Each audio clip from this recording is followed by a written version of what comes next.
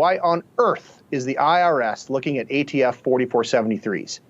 They have no business looking at those. Those are not financial records. They're not tax records. There's not even a dollar amount associated with those forms. All it shows you is the personal information of the person who bought a gun and what kind of gun they bought and the serial number.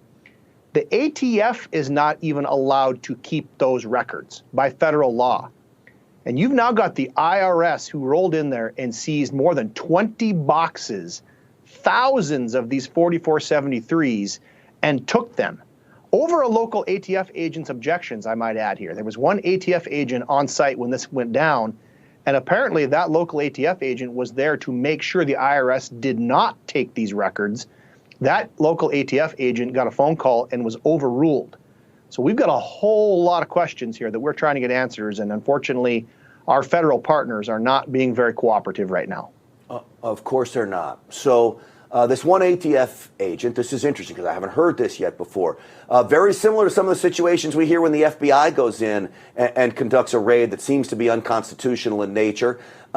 Maybe you label them a whistleblower, maybe you label them just what they're doing. Have you been able to talk to that ATF agent? Do you want to talk to him? I would love to. I've actually reached out to the local agent in charge here in Montana.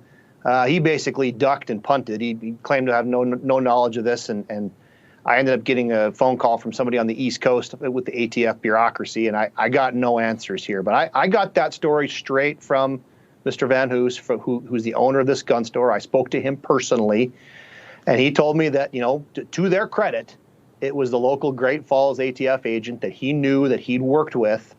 And according to Mr. Van Hoos, this agent was there trying to make sure the IRS did not take these records, and indeed tried to stop them until he was overruled from the top by somewhere.